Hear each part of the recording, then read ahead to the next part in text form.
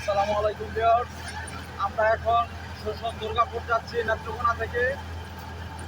আমরা পাহাড় দেখতে যাব। আমরা একটা সিএনজি রিজার্ভ নিয়েছি।